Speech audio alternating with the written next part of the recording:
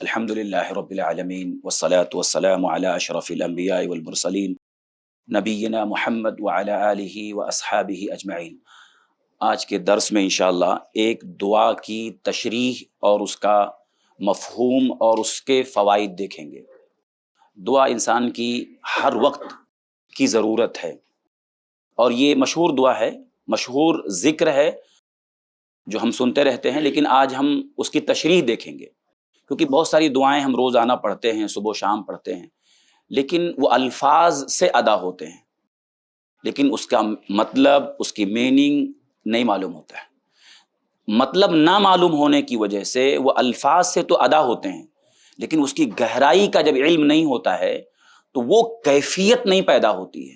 آدمی جب مانگتا ہے نا کچھ، کسی انسان سے جب کوئی مانگتا ہے، قرض مانگتا ہے کسی انسان سے، یا حاجت کے وقت کسی انسان سے کچھ مانگتا ہے، تو وہ جو گڑ گڑاہٹ کیوں ہوتی ہے؟ کیونکہ اس کو پتا ہوتا ہے وہ کیا مانگ رہا اور میری حاجت کیا اور یہ کیا کر سکتا ہے۔ ایسے دعائیں جو بتائی گئی ہیں نا، ان دعاؤں کا مطلب جاننا چاہیے، اس کی گہرائی میں جانا چاہیے۔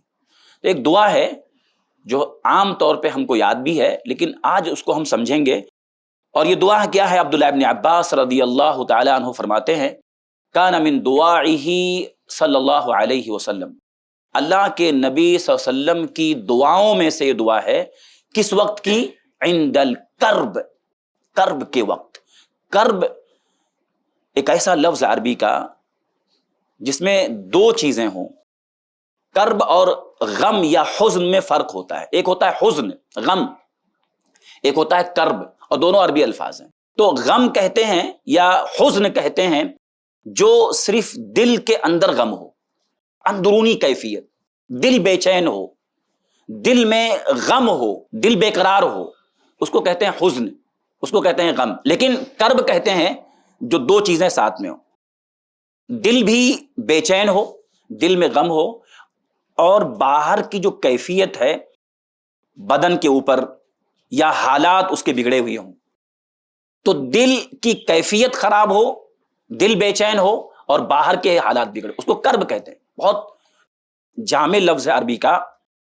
اور عبداللہ ابن عباس رضی اللہ تعالیٰ عنہ فرماتے ہیں کہ اللہ کے نبی صلی اللہ علیہ وسلم کی دعاؤں میں سے کرب کے وقت یہ آپ کی بہت مشہور دعا ہے۔ کرب، جب آپ کا دل بے قرار ہو جاتا تھا، بے چین، غم سے بھر جاتا تھا، اور باہر کے حالات، چاہے وہ بیماری ہو، چاہے وہ تنگی ہو، چاہے حالات کے خراب ہونے کی وجہ سے ہو، یہ دونوں ہوتے تھے، تو اس وقت آپ کیا کہتے تھے؟ تین جملے ہیں، آپ دیکھیں، اور ہمارے اوپر بھی ایسے حالات آتے ہیں۔ کبھی کبھی ہمارا صرف دل بے چین ہوتا ہے، دل غمگین ہوتا ہے، اور کبھی کبھی دل کی بے چینی کے ساتھ ساتھ تکلیف بھی ہوتی ہے باہر کی، یا تو بیماری ہے، جسم درد ہو رہا ہے، سارے لوگ پریشان ہیں گھر کے، اور یا تو حالات بگڑ گئے، مال برباد ہو گیا، مال لٹ گیا، وہ بھی ایک طرح سے باہر کی تکلیف ہے، تو دل بھی غمگین ہے اور باہر کے حالات بھی بگڑ گئے۔ تو عبداللہ ابن عباس کہتے ہیں کہ اللہ کے نبی صلی اللہ علیہ وسلم کرب کے وقت، کرب یعنی ایسی تکلیف جو آپ کے دل اور باہر کے حالات کو بگاڑ دیتی تھی، بے چینی، شدت، گھبراہٹ، تو آپ کہتے تھے پہلا جملہ لا الہ الا اللہ العظیم الحلیم۔ نمبر ایک، پہلا جملہ لا الہ الا اللہ العظیم الحلیم۔ کیا مطلب ہے؟ اللہ کے سوا کوئی معبود نہیں، یہ توحید الوہیت ہے، اللہ کے الہ اور معبود ہونے کا اقرار۔ اللہ جس کے سوا کوئی معبود نہیں، العظیم الحلیم، وہ عظمت والا ہے، عظمت والا ہے اپنی ذات میں، عظمت والا ہے اپنے کام میں، عظمت والا ہے اپنے افعال میں اور اپنی صفات میں، سب میں عظمت والا ہے، عظیم ہے وہ، بڑا ہے، حلیم ہے وہ۔ یہ اللہ کی دونوں صفت ہے۔ پہلے اللہ کی توحید، دیکھیں توحید کی تینوں قسم اس میں آ گئی۔ لا الہ الا اللہ العظیم الحلیم، پہلا جملہ اللہ کے نبی کی بے چینی میں، گھبراہٹ میں، تکلیف میں، تنگی میں، لا الہ الا اللہ العظیم الحلیم، اللہ کے سوا کوئی معبود نہیں جو عظمت والا ہے اور حلیم ہے۔ حلیم مطلب حلم والا ہے، حلم اللہ کی صفت ہے۔ حلیم جو انسان کی برائیوں اور نافرمانیوں کے باوجود فوراً سزا نہیں دیتا ہے، تھوڑا ڈھیل دیتا ہے، اس کو کہتے ہیں حلیم، فوراً نہ پکڑے، فوراً گرفت نہ کرے، تھوڑا مہلت دیتا ہے، ٹائم دیتا ہے، وہ حلیم ہے۔ تو بندہ جب تکلیفوں میں، پریشانیوں میں، بے چینیوں میں کہتا ہے اللہ کے سوا کوئی معبود نہیں، جو عظمت والا ہے، بہت عظیم ہے اور حلیم بھی ہے، یعنی ہماری کوتاہیوں کے باوجود فوراً پکڑ نہیں رہا ہے، کتنے سارے گناہ ہم سے ہوئے لیکن فوراً گرفت نہیں کر رہا ہے، نمبر ایک پہلا جملہ۔ نمبر دو، پھر واپس لا الہ الا اللہ رب العرش العظیم، دوسرا جملہ یہ ہے اللہ کے سوا کوئی معبود نہیں، وہ رب ہے، اب یہاں رب آ گیا، رب العرش العظیم، وہ رب ہے عرش عظیم کا۔ عرش عظیم، عرش اللہ کی ساری مخلوقات میں سب سے بڑی مخلوق ہے، ساری مخلوق میں سب سے بڑی مخلوق عرش ہے۔ کیا دعا ہے دیکھیے کہ اللہ جس کے سوا کوئی معبود نہیں، وہ عرش عظیم کا رب ہے، وہ رب ہے یعنی خالق ہے، اس نے سب سے بڑی مخلوق جس نے پیدا کیا ہے۔ میری تکلیف بہت چھوٹی ہے، یہ میری بے چینی، میری گھبراہٹ، میری تکلیف تو چھوٹی ہے، جس نے عرش عظیم یعنی وہ عظمت والے عرش کا رب ہے جو سب سے بڑی مخلوق پیدا کیا ہے، وہ میری چھوٹی تکلیف کو دور نہیں کر سکتا؟ اتنا بڑا خالق، خالق ہے، عرش عظیم کا رب ہے۔ رب میں تین چیزیں آتی ہیں، خالق، مالک، مدبر، تین چیزیں آتی ہیں۔ تو اس نے عرش کو پیدا کیا، عرش سب سے بڑی مخلوق ہے۔ تو بیماری میں، تکلیف میں، پریشانی میں، تنگی میں، گھبراہٹ میں اللہ کے سوا کوئی معبود نہیں، رب العرش العظیم، وہ عظیم یعنی عظمت والے عرش کا رب ہے۔ یعنی اس کے پیچھے کیا مقصد ہے، یہ دل میں رہنا چاہیے کہ جو رب اتنی بڑی مخلوق عرش، جس نے پیدا کیا عرش کو، اس پر مستوی ہوا، جو اتنی بڑی مخلوق، سب سے بڑی مخلوق کا پیدا کرنے والا خالق، وہ ہماری اس تکلیف کو دور کیوں نہیں کر سکتا؟ تو چھوٹی ہے، یہ تکلیف چھوٹی ہے۔ اور اس کے بعد تیسرا جملہ کیا ہے؟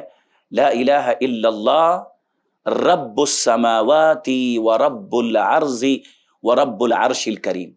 یہاں بھی عرش آیا لیکن بیچ میں ایک جملہ لا الہ الا اللہ، تینوں جملے میں دیکھیے اس میں بھی آ رہا۔ تیسرا جملہ کیا ہے؟ لا الہ الا اللہ، اللہ کے سوا کوئی معبود نہیں، تین بار اقرار کرنا، تین بار اللہ کے سوا کوئی معبود نہیں، اللہ کے سوا کوئی معبود نہیں، اللہ کے سوا کوئی معبود نہیں۔ اور لاسٹ میں کیا کہا گیا؟ رب السماوات ورب الارض، جو رب ہے آسمانوں کا، زمین کا۔ رب کا مطلب پیدا کرنے والا خالق، مالک، مدبر، یہ پوری کائنات کا رب ہے، یہ پوری کائنات کو پیدا کرنے والا ہے، پوری کائنات کا وہ مالک ہے، اور پوری کائنات میں مدبر، مینج کرنے والا۔ پوری کائنات میں حکم کس کا چلتا ہے؟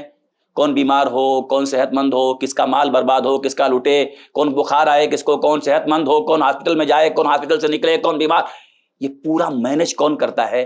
رب۔ رب السماوات ورب الارض، جو آسمان اور زمین کا رب ہے، یعنی اس پوری کائنات میں اس کا حکم چلتا ہے۔ تو یہ میری تکلیف، یہ پریشانی جو ہے نا، اس کے آگے کہا گیا رب العرش العظیم، اور یہاں آ گیا لاسٹ میں رب السماوات ورب الارض ورب العرش الکریم۔ وہ عرش کریم یعنی عرش کی دو صفت، عظمت، عظیم اور کریم، یہ دونوں عرش کی صفت ہے اور اللہ کی بھی صفت ہے۔ تو ایک پوری دعا میں یہ تین جملہ یاد رکھیے، لا الہ الا اللہ العظیم الحلیم، لا الہ الا اللہ رب العرش العظیم، لا الہ الا اللہ رب السماوات ورب الارض ورب العرش الکریم۔ یہ نبی کب پڑھتے تھے؟ عند الکرب، کرب، بے چینی، گھبراہٹ، پریشانی، مصیبت، کوئی بھی بیماری، تکلیف۔ اس میں ابن حجر رحمہ اللہ فرماتے ہیں کہ یہ دعا جو ہے، اس میں یعنی ہر پریشانی اور تکلیف میں بندے کا سب سے بڑا سہارا ہے اللہ کی توحید الوہیت اور توحید ربوبیت کا اقرار کرنا۔ توحید الوہیت اور توحید ربوبیت، اس کا اقرار کرنا بندے کا سب سے بڑا سہارا اور ذریعہ ہے مصیبت سے نکلنے کا۔ یعنی اس دعا میں سکھایا گیا کہ ہماری مصیبت کتنی بڑی ہو، کتنی بڑی ہو، ہمارا رب اس سے بڑا ہے، ہمارا رب اس سے بڑا ہے، وہ عرش عظیم کا رب ہے۔ اتنی جامع دعا ہے یہ کہ اللہ کے نبی صلی اللہ علیہ وسلم نے یہ سکھایا کہ جب بھی مصیبت آئے تو تمہاری زبان سے توحید کا اقرار ہونا چاہیے۔ توحید، توحید الوہیت، توحید ربوبیت اور توحید اسماء و صفات، یہاں اس میں تینوں، اب لا الہ الا اللہ کیا ہے؟ توحید الوہیت ہے. رب السماوات و رب الارض توحید ربوبیت ہے. اور العظیم الحلیم یہ کیا ہے؟ اللہ کی صفت ہے، توحید اسماء و صفات. کیا دعا ہے! اس لیے اس کو یاد رکھ لو، بہت جامع دعا ہے. یہ بخاری مسلم کی روایت ہے، صحیح بخاری اور صحیح مسلم کی روایت ہے. عبداللہ ابن عباس کہتے ہیں نبی ہر تکلیف کے وقت پڑھتے تھے اس کو، اس لیے اس کو یاد رکھیں. اور جب بھی کوئی بار بار پڑھیں، بار بار دن میں کئی بار پڑھیں، انشاءاللہ ہر بے چینی، چاہے وہ دل کی بے چینی ہو اور چاہے باہر کے حالات خراب ہوں، رب العالمین جو عرش عظیم کا رب ہے نا، جس نے اس کو پیدا کیا، عرش کو، سب سے بڑی مخلوق کو، یہ ہماری تکلیف کو دور کر دے گا. تو اس لیے ہم اس کو سمجھ کے پڑھیں. اللہ تعالی ہم سب لوگوں کو یہ جو دعائیں ہیں ان کو یاد کرنے کی اور انہیں پڑھنے کی توفیق عطا فرمائے. آمین. تقبل یا رب العالمین. سبحانک اللہم بحمدک، اشہد ان لا الہ الا انت، استغفرک و اتوب الیک. ایسے ہی فائدہ مند اسلامک ویڈیوز دیکھنے اور منہج سلف پر کتاب و سنت کی تعلیمات کو عام کرنے میں ہمارا تعاون کریں، تاکہ آپ کے لیے ذریعہ نجات، جنت کے حصول کا سبب، ساتھ ہی مال میں برکت و اضافے کا ذریعہ بھی بنے. آمین. جزاک اللہ خیرن.